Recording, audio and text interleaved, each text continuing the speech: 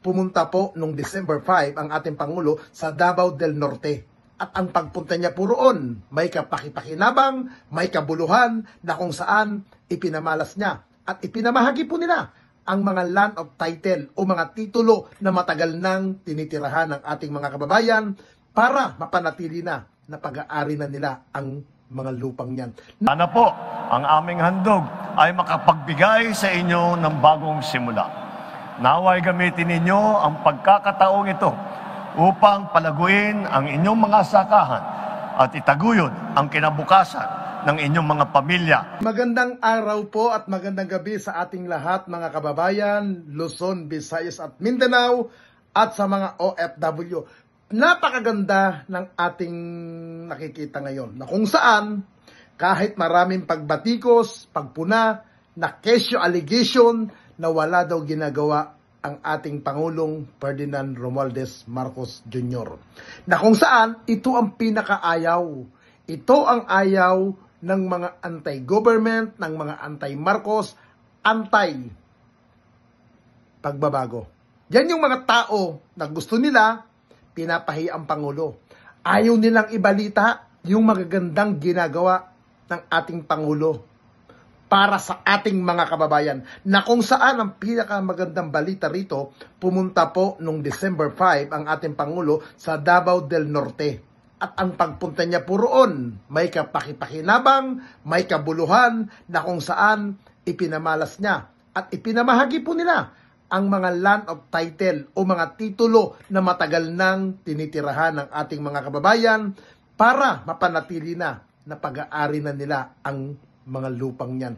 Napakaganda kasi mismong personal si Pangulong Ferdinand Marcos ang pumunta, katuwang po si House Speaker Martin Romualdez, syempre katuwang na rin po ang kalihim na si Secretary Estrella. Kaya alam niyo po guys, kisay batikusin natin, kasi sirain natin ang gobyerno ni Pangulong Marcos, bakit hindi na lang kayo magbigay ng magandang opinion, magandang advice na may makabuluhan, hindi yung pinapairal ninyo ang inggit sa sarili ninyo. Tanggapin nyo sa sarili nyo na ang nanalo ay si Pangulong Marcos na po. Panoodin po natin ang kanyang ginagawa ngayon. Sana po ang aming handog ay makapagbigay sa inyo ng bagong simula.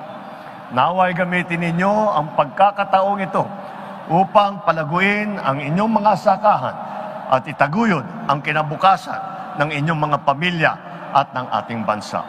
Mabuhay ang ating mga magsasakang Pilipino! Mabuhay ang bagong Pilipinas!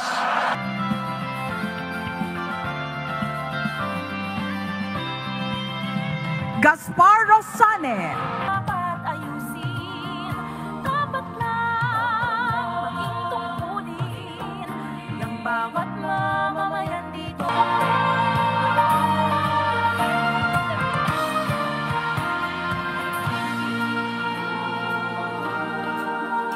Panahon na ng pagbabago, dahil sa ito ay kinakailangan tayo na magtulong-tulong na paunlarin ang mahal nating bayan.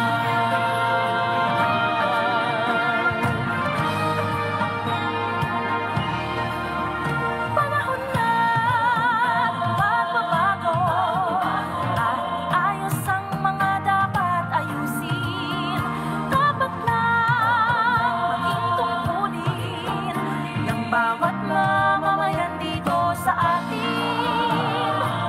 Ng pagbabago patungo sa pag-asenso, magsikap ng mabuti at ng guminhawa tayo.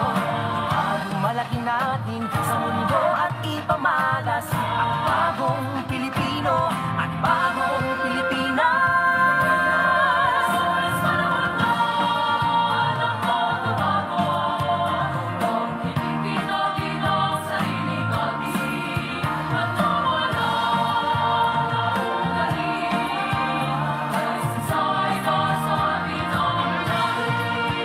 Titles at certificates of condonation with release of mortgage ay mula sa iba't ibang bahagi ng reyon ng Davao.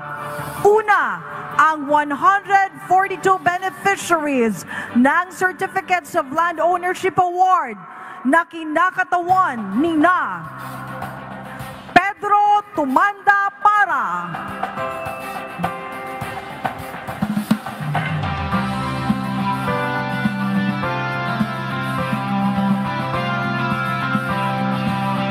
Joscoro Blando,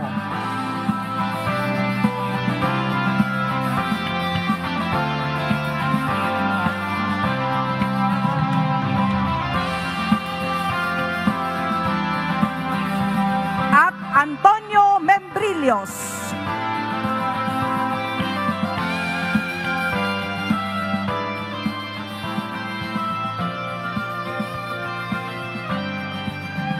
Pangalawa, ang 465 e-title beneficiaries na kinakatawan nina Beato Liubit,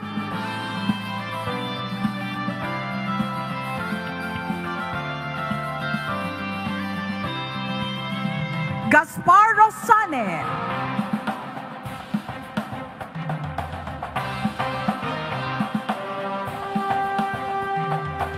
Estanislao Dano,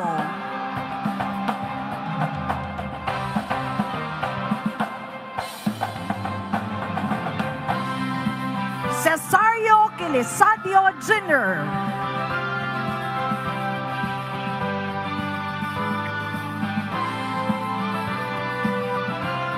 Guillermo Quilisadio,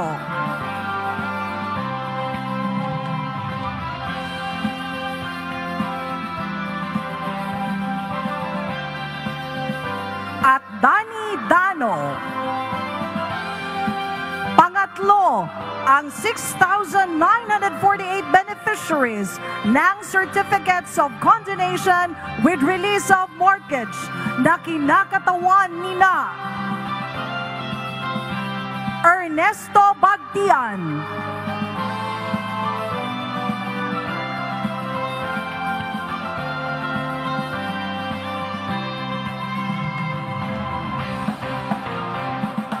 Efren Daruca,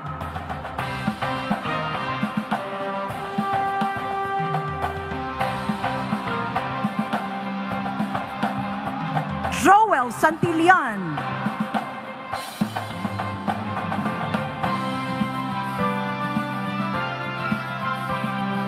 Elizabeth Ogabang,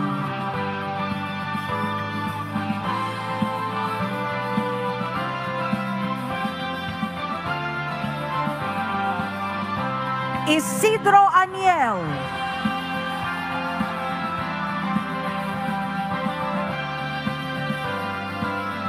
at Bilen Richards Dignos.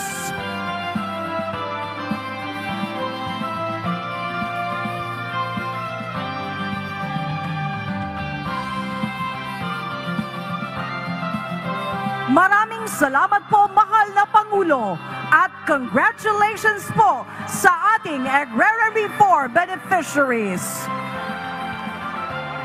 At ngayon naman po ay... Mga kababayan, ang Pangulo ng Republika ng Pilipinas, His Excellency Ferdinand R. Marcos Jr.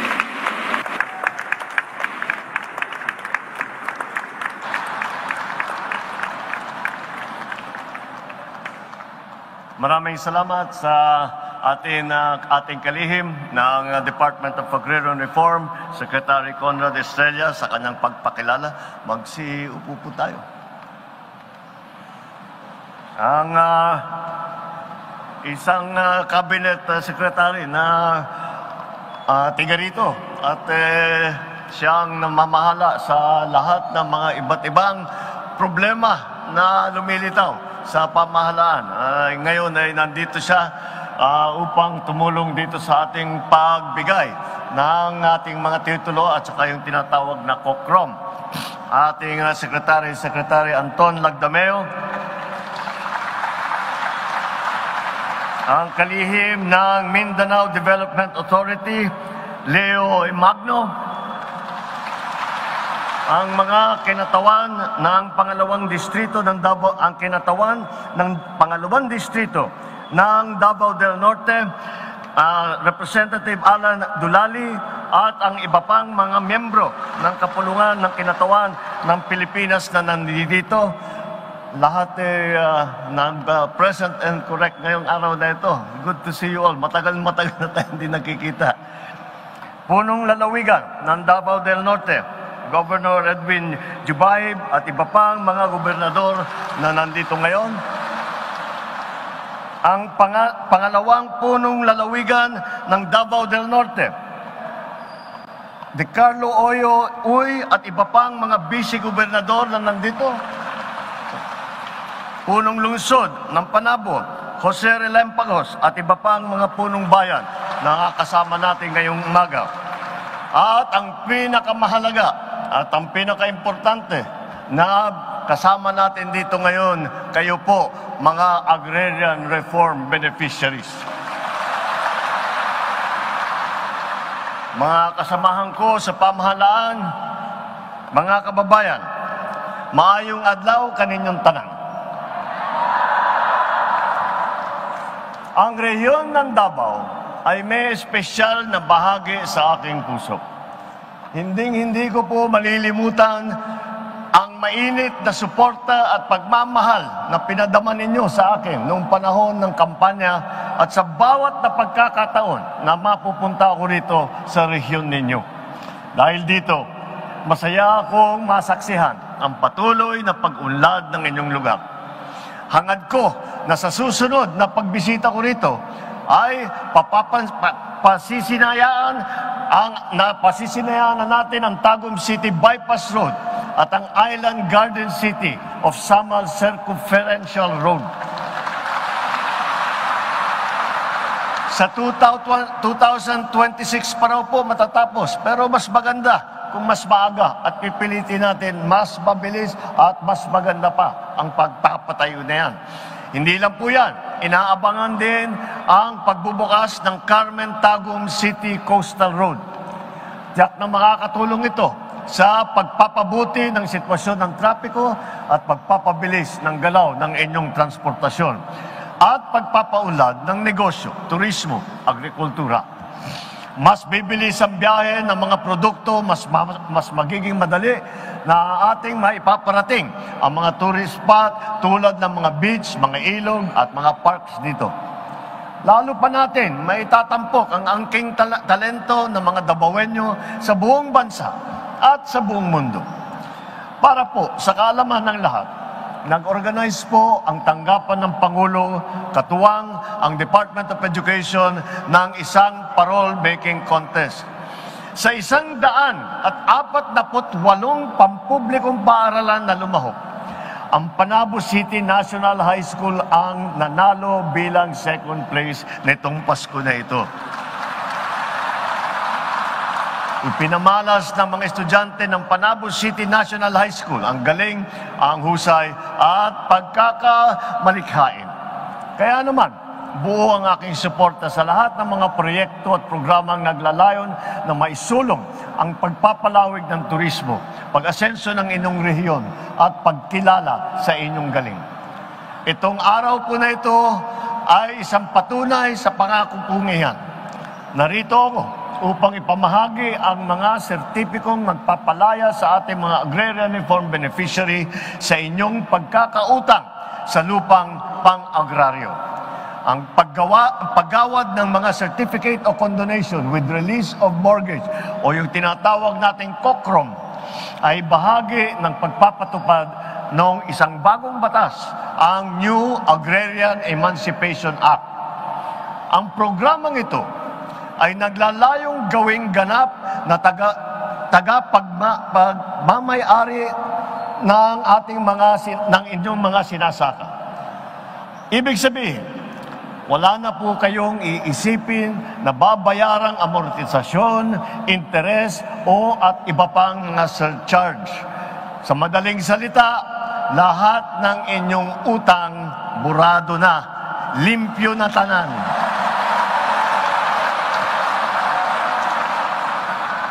Sa buong Region 11 ay magbibigay tayo ng mahigit 11,000 COCROM para sa mahigit 7,000 benepisyaryo. Ito ay may kabuuang lawak na mahigit na 13,000 hektarya na nakakahalaga ng mahigit 600 milyong piso. Una natin igagawad ngayong araw ang mga kokron sa mga benepisyaryong nagmumula sa probinsya ng Davao de Oro, Davao del Norte, Davao Oriental. Bago matapos ang taon, ay isusunod naman natin para sa mga Agrarian Reform Beneficiary sa Davao del Sur, Davao Occidental at sa Davao City. Mahigit 600 e-title sa mga ARBs mula sa Davao del Norte, del Sur ang ating ipapamahagi nang sa gayon magkaroon na ng sariling titulo sa lupang inyong sinasaka. Ito naman ay alinsunod sa proyekto ng DAR, gaya ng split project at ng land acquisition and distribution. Ito ang layunin nito ay mas pabilisin ang paghahati ng lupa para sa ating mga farmer beneficiary at ang pamamahagi ng mga lupang sakahan para sa mga magsasakang walang sariling lupain. Kaya naman, nagpapasalamat tayo sa World Bank dahil katuwang sila ng DAR sa pagpapatupad nito. Bukod pa rito, mamamahagi rin tayo ng mahigit 140 Certificate of Land Ownership o CLOA sa Davao City. Patuloy po ang pagsisikap ng gobyerno na mabigyan kayo ng mga proyekto na makakatulong sa pagpapalago ng inyong mga sakahan at magpapatatag sa sektor ng agrikultura. Kaya ngayong araw, ipinagdiriwang din natin ang tagumpay ng bunga ng inyong pagsisikap, ang inyong sakripisyo at determinasyon. Makakaasa kayo na sa bagong Pilipinas, hindi namin kayo pababayaan. Ang paglilingkod sa inyo ay ang nagbibigay sa amin ng inspirasyon para magsumikap sa aming tungkulin. Sa ating mga minamahal na benepisyaryo, sana po ang aming handog ay makapagbigay sa inyo ng bagong simula. Naway gamitin ninyo ang pagkakataong ito upang palaguin ang inyong mga sakahan at itaguyod ang kinabukasan ng inyong mga pamilya at ng ating bansa. Mabuhay ang ating mga magsasakang Pilipino! Mabuhay ang bagong Pilipinas! Daghang salamat! Siya ng Davao del Norte. Muli po, mga kababayan, ang ating mahal na Pangulo, His Excellency Ferdinand R. Marcos Jr. Sa ito ay kinakailangan tayo na magtulong-tulong. Napaunlarin ang mahal na Mangyari lamang po na tayo ay manatili sa ating mga upuan habang ang mahal na Pangulo ay hindi pa nakakaalis. Maraming salamat po. pagbabago at ayos ang mga dapat ayusin. Dapat lang maging tungkulin ng bawat mamamayan dito sa atin. Ng pagbabago patungo sa pag-asenso, magsikap ng mabuti at nang guminhawa tayo. Malaki natin sa mundo at ipamalas